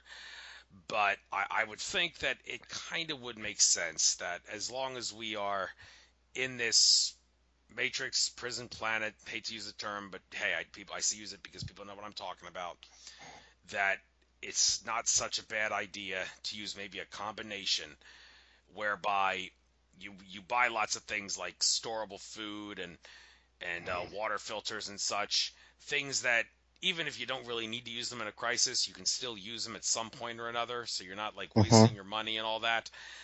But at the same time, you really want to get metaphysical. You really want to do things like meditation and healings and other things that will allow you to manifest the law of attraction in a way that will work to your advantage. And so when it comes to drawing a balance on whether on the extent to prepare by going down to earth and going metaphysical, what are some keys that you see in regards to drawing a balance to prepare for the worst? Well, you definitely want to prepare physically. You want to make sure you have ample food and water to last as long as you can possibly store. You want to make sure you prepare physically uh, that you have defensive mechanisms in place, and you want to do whatever you can to to be prepared. But there's also the spiritual aspect where um, you want to make sure that you actually understand the principles of the reality around you, and you actually want to take the time to think about what's happening. You want to think and, like you said, meditate about what's occurring in your reality, because that is the most important aspect. Is because this is not the situation that we're in is not something that can be overcome in one generation. It's something that's going to be generational. So we want to prepare not only ourselves, but we want to educate our children and our young, and teach them the difference between right and wrong. Teach them what their natural rights are. Teach them what natural law is, and what truth and justice and love is. We want to teach these things to to not only the people that we love, but even strangers that we come across. We want to do whatever we can to embed or to plant seeds of love through humanity that can actually grow from generation to generation. That's because it's not something that's going to be done in one generation. We have to think bigger than that. We have to think in a generational manner, because that's what the controllers do. They think in a multi-generational manner. They think in terms of hundreds of years or thousands of years, and that's the mentality that we have to get into. We have to start thinking not just on what we're going to do today or tomorrow or a month from now or a few years from now. We got to think about what are we going to do generations from now. How are we going to prepare generations from now to actually build societies that are based on natural law principles? So that's what we need to focus on, I believe. Right, and I mentioned the law of attraction, and I think maybe we could spend a little more time discussing this. It's definitely a true phenomenon, but one of the, of course, one of the best and most prominent and most well-known documentaries and programs that talked about this is The Secret, the 2006 program, The Secret, which was very enlightening. But some people asserted that The Secret was a little bit too new agey, if you will, they forgot to mention some of the key things, the most key thing of all in regards to manifesting law of attraction, and that is the phenomenon of destiny tuning. And what that is that you have to tune your vibrational frequency to a manner that will allow for the law of attraction to happen. If you have subconscious blocks that are subconscious subliminal blocks that are preventing things from manifesting, you can't manifest the law of attraction to the best of your ability. I mean, one of the best examples of this is in regards to trying to use law of attraction to attain more money. People who have had parents that, when they were a kid, they had parents who would always argue about money and such, and their finances. It kind of implanted a thought in the kid's mind, that in the kid's subconscious mind, that money is evil, money is evil, money only causes problems. And when they become an adult, that keeps them from being able to generate wealth and abundance when they try to manifest the law of attraction. So how do you fix that? Well, there are some programs and things that you can listen to, and I still occasionally use these myself to make sure that I keep my law of attraction potential up to tip-top shape. Things that have, like you put in your ears, where they have sounds that have subliminal messages of sorts, subliminal tones that act as blockage removers, that are designed to remove any blockages that you may have in your subconscious mind that give you bad thoughts, bad subconscious thoughts about money or anything that can help you generate abundance. And these things are designed to tune you, to improve your destiny tuning potential, tune your frequency, so that you can radiate your frequency out to the universe to manifest the law of attraction to your fullest potential. Now, some people hear this and say, I don't really know if you necessarily need to do that. If you truly do have faith that the law of attraction will work, then you don't really have to go through so much trouble to destiny tune through things like subconscious, subliminal audios and such. But there are researchers out there who assert, no, destiny tuning is the ultimate key. That's where the secret made its mistake of leaving that out when it comes to manifesting the law of attraction, and also general how the law of attraction works. What do you have to say about it? And are you of the opinion, yes, destiny tuning would be of the utmost importance? Well, I don't really get into destiny tuning. What I would actually say is that you have to think, you have to reason. So you have to actually think about the choices that you make prior to actually making choices. Think about the consequences of your choices prior to actually making choices. You have to think and reason and understand the natural law as much as possible. Understand how things work as much as possible in the world, in the reality that you're living in. And as you understand more and more of the nature of the world that you live in, then you can work to make choices and to align your choices and to align your behavior to align with natural law as much as possible and as closely as possible.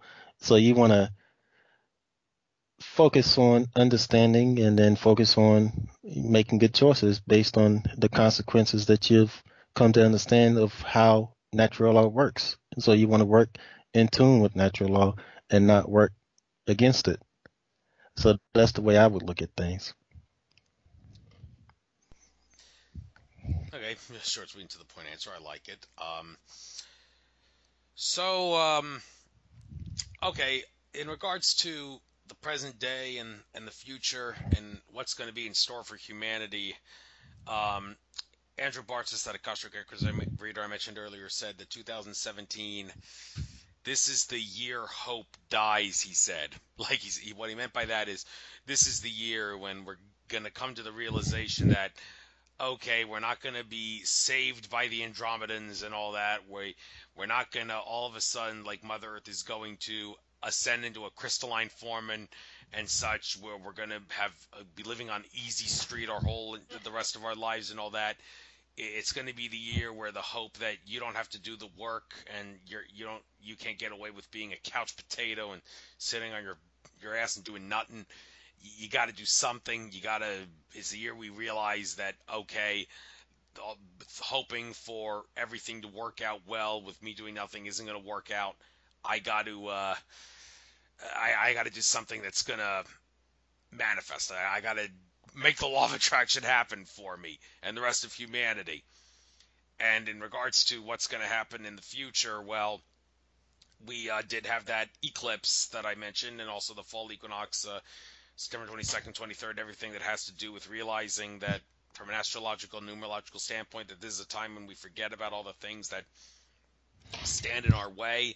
And that seems to resonate with the whole Pluto and Capricorn thing about how up until the late 2023, early 2024, Pluto's in the constellation of Capricorn, and this is mainstream Western astrology, not sidereal astrology, which is different. Mainstream astrology, Western astrology, Pluto Capricorn says that everything not in humanity's best interest will be taken care of and destroyed. Pluto is a destroyer, and it's interesting how there's that other eclipse that's going to be happening on April 8th, 2024. That's also going to be crossing the United States of America, and that's like going to make the opposite like trail of the one that happened on the 21st, and it's going to like form an X shape in the crisscross of the two paths. It's going to be somewhere in southern Illinois, and I actually plan to go there. It's going to be the day my youngest brother turns 30 years old, and the day after I turn 38, incidentally. So, but anyhow, the point is, this time period that we're in, the nature of our reality is going to become much, much different. And, well, how does this tie in with the United States, with these eclipses and all in this time period? You got two eclipses crossing the United States. What does this mean? Well, what many have asserted is that it's going to signal the end of the Roman Empire of the modern era, that is the United States corporation masquerading as the American government. And one could ask, okay, well, if that's true, is it going to be a nice, calm walk through a walk to like things are going to be progressively better until they reach like maybe a climax point in 2024? Or is it possible that maybe over the course of the next 7 years, there's going to be some Nibiru events, as people refer to, where crazy, drastic things are going to happen that in America and the rest of the world, but particularly America, that's going to result in the death of an empire and the result of a more freedom-based society, and the system of domination control as it exists will not exist as it does in the present day. I mean, it still does exist, and it's still pretty prominent, as many assert, but it's gonna crumble to a great extent. And how it crumbles, well, what do you see? What do you see? Is it going to be slow, gradual, but pleasant, or is it going to be a few Nibiru events where we're going to have massive shifts because massive in-your-face things are going to happen that aren't necessarily pleasant, but in the long run are going to work out nicely? Well, I would say that every year you can find someone or somebody that says the world's going to end on whatever particular date that they want to um, say for any various reason. And at the same time, there's, every year you can find someone that says that, hey, the world's going to be saved at this particular date, and um, for any reason or for whatever reason they say that they've discovered from their perspective. But life still continues, and the world will become what we actually make it. It will become what we make it through our collective choices. And there's always a date that someone's throwing out that, this is where this massive change is going to occur. And these are all based on belief systems or based on people's living beings' understanding of the world around them. But we have to actually look beyond time if we actually want to understand what we can do to effectively change the world that we're living in. We have to think past or beyond time. We have to think about the principles that transcend time, and I've been talking about natural law, love, truth, all these things. We have to look beyond time and actually understand them if we really want to effectively change the world that we're living in. And the world's going to become what we collectively make it. So if we're not satisfied with the direction that the world is going in, it's up to us to change that direction through our collective choices. And that's what really need to focus on. We have to look beyond time and look at the power that we possess within ourselves and start with ourselves as individuals and take one step at a time and work to make the world a better place. Well, when you talk about time being an illusion, I mean it is, and there's things that are happening to many people that would assert that that's really what's going on. I mean, I personally, when I've discovered that in the present day, whenever I look at the clock, it seems like some sort of either repeating numbers or some sort of a pattern of numbers or something. And well, many ways to interpret that. Like some say that's just the universe's way of saying, hello, I am here, and I'm showing it through these like synchronistic repeating symbols and such and number patterns. Mm-hmm. But others assert that no, well, that's not the only meaning. There's other meanings, and one of those meanings is this is a sign that you've moved past the illusion of time.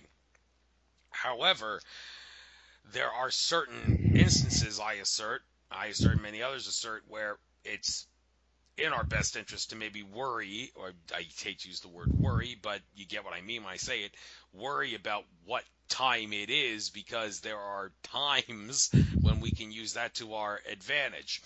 One of the best examples that I'm talking about of to prove my point about this is using specific alignments and specific astronomical and astrological occurrences as being the times when I do like my metaphysical rituals and meditations and such. Like I go to the website weather.com and check the fishing forecast, because the fishing forecast has the times of sunrise, sunset, moonrise, moonset, and solar noon. And also there's a website, sunrisesunset.com, that I also check the calendar for, where it can also give the exact times of full moons, new moons, quarter moons, and even twilight. Like there's three different levels of twilight: nautical twilight, astronomical twilight, and some other twilight. But anyhow, some maybe twilight. There's really no sense in. I don't know. Maybe some people like worrying about the exact time at which twilight it is to focus on doing rituals, meditations. But I personally don't worry about twilight as much as I worry about sunrise and sunset and moonrise and moonset and solar noon.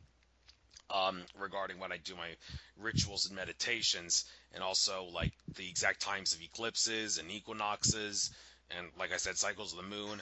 That's a situation where I think it's okay and reasonable to obsess about what time it is, because if you want to do your meditations and rituals at those times to amplify the metaphysical potential of your ritual or meditation, well then, by golly, you better focus on what time it is to make sure you don't miss your ritual meditation at that time. Do you think I am going about this the right way, or do you think maybe I'm ritualizing this a little too much, and maybe I should stop worrying about doing my meditations rituals at these times and just do them whenever I feel like doing them, and don't worry about looking at the schedule the way I do? I personally think I should worry about time in these specific exceptional cases, but what's your take on my choice to do that? Um, well, I'll say this about time. When it comes to time, I actually speak about that some in my book. Um, Time is actually, in reality, a useful measurement tool that was created by living beings to help understand how things change in relation to each other. So we've examined the movements of the stars in the heavens and the movements of the world around us, and we built a time system around it. But time itself is the illusion. The reality behind it is the change that is occurring. And so the change has within it the consistency of natural law. So that's why we can look at the movements of the moon and the earth and the sun, and we can build a time system around it that can help us actually understand, hey, based on the time system we created, we know that there's 24 hours in a day. We know that, in one day the sun is going to rise in the east and it's going to set in the west based on the movement of the world that we live in. And we've created this as a useful way to see how things change in relation to each other to help us actually relate to each other. So how I explain time in my book. It's really the change behind time that we've created time for to actually help us understand how things change in relation to each other. Well, I've heard different takes on what time is and what is used for and how it exists in our reality and what purposes it can exist in our reality. And it very brilliant indigo child from Argentina named Matias de Stefano, who I'm very fond of. He once said that time can be thought of as a measure of how things in our reality go through atrophy or decay or lose their oomph. Like, why do we age? Why do things decay? Why is there Newton's like second law of thermodynamics, which is like a death warrant for everything that exists in the um in the cosmos? Well, it's because that there is a illusion of time manifesting as something that perceives to be real, which causes the things to atrophy. But I mean, there's other takes on this. There was a interview that Bob Tuskin did with some guy. Fortunately, I don't remember his name. I tried to interview him to come on my show, but he didn't respond. It's a shame he didn't, because I would have loved to talk about this in great detail. He gave a. I encourage people to check out this on the Free Your Mind Conference YouTube channel. Bob Tuskin, I think, did upload his interview with this guy where he. It's not the one with Zen Gardner. It's someone else that he interviewed, where he talked a lot about what time actually is designed for, what it really is meant for in our reality. I think I'm going to listen to it again, so next time this comes up conversation, I'll be able to elaborate on it. And Bob Tuskin, after you heard this guy say this, he said, "Whoa, how many acid hits and bong hits did you have to take to come to that conclusion about what time is?" So people will have different takes on what time is, but well, I guess that raises a good question that I can ask you. Um, when it comes to understanding the nature of reality and many of the truths that we cling to, there's the point of view issue. Best, this could be good exemplified well by in Star Wars, in the Return of the Jedi, when Luke Skywalker sees the spirit of Obi-Wan Kenobi, and he asks him, "Why'd you lie to me? Why did you tell me that Vader betrayed and murdered my father? Why didn't you tell me that Vader is my father?" And Obi-Wan Kenobi said, "No, no, no. What I told you was true from a certain point of view. You need to understand that many of the truths that we cling to depend very heavily on our point of view." But some might hear say, "Okay, well, yeah, Obi-Wan's got a point, but what he's also kind of giving an excuse in a sense to for people to try to expose truth in a way that's not necessarily the best way to expose it." I mean, even Mark Passio has gone about asserting that it's not that people are flat out wrong. He says when they say you should not say you should. You should do this. You should do that. Some people, a lot of spiritual people say that that's a bad attitude, but Mark Passio says, no, no, I beg to differ. If there can be proven to be a good, best, definitive, absolute best way of doing something, then to say you should not do the best way is, well, stupidity. So some might see Obi-Wan's statement as kind of like, a related issue to this, like saying, okay, it's okay to be stupid by using point of view as an excuse to give out truths, because that violates the whole idea that, well, you actually should say you should do this or you should not do that if it can be proven that there's a best way of doing things. So I guess maybe we'll end the conversation on this note here, because we've got like 5 minutes left. The whole issue of whether it is or is not okay to say you should do this or should not do that, and also when it comes to truths, depending on point of view, can you give your take on those subjects?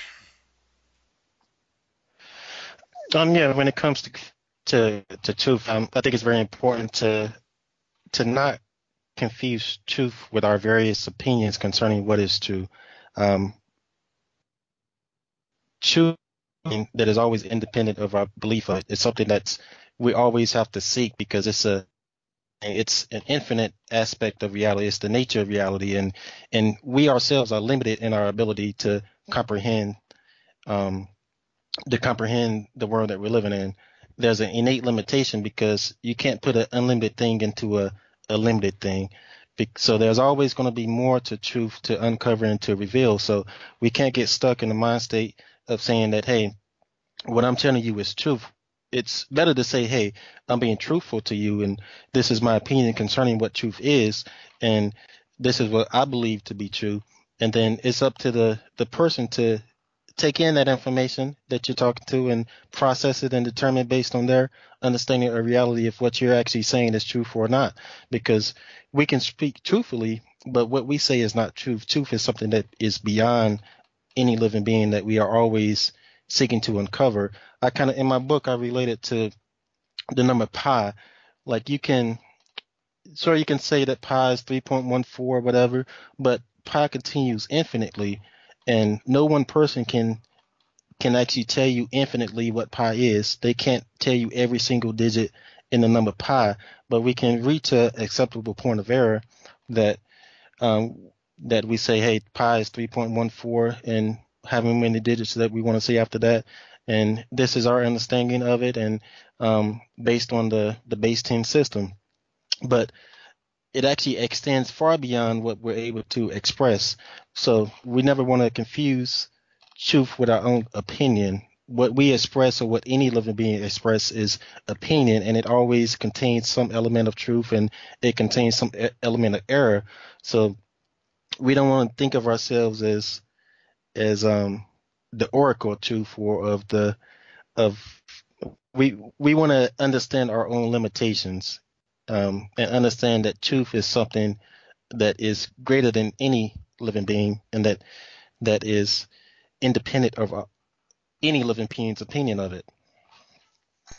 So that's what I would say concerning it. Okay, fair enough. And said, well, interview there, but I'm going to give you the chance now. Give out any contact info you want. I did mention your website, but you can mention it again. Maybe make a brief sales pitch about your book if you want to do so to end this interview and get out anything that you like over the next couple minutes or so. Well, definitely. My book once again is Self, a Treatise on the Nature of Reality. And I'm the author, once again, C.W. Newman. And my book is essentially about truth, the essential nature of reality. And I take a lot of terms that we always hear all the time and take for granted. And I break them down into a simple and uniform and understandable format. And we often hear the things like I mentioned before: truth, love, evil, natural law, rights, beliefs, emotions, self, to name a few, and other things. And we hear these things expressed in our everyday lives, but we rarely take the actual time to carefully consider their meanings and importance. And my ultimate goal for the book was to make things easy and understandable as a way to offer clarity to us in our journey of life and to focus on the simplicity of the world that we live in because truth is always simple and understandable and it's the complexities of the illusions that we've been born into that has often blinded us from truth. And you can get a copy of my book from my website, www.realityofself.com, or you can search for it on Amazon or Barnes and Noble, and then there will be a e-version of the book also coming out on December 17th of this year. And I welcome any feedback concerning it. If you go to my website, I have in my contact spot for anybody to give feedback concerning the book. And I love to get information from a wide variety of sources, and it helps me to gain a better understanding of the world that I live in. So, and I try to just plant good seeds and help people and appreciate people's support. I appreciate you willing to be a guest on my show. This was very enlightening, very down to earth, but also spiritual too. And a lot of people can benefit from listening to this. So it was a pleasure having you on, C.W. Newman. I hope, wish you the best of luck in whatever you do in the future.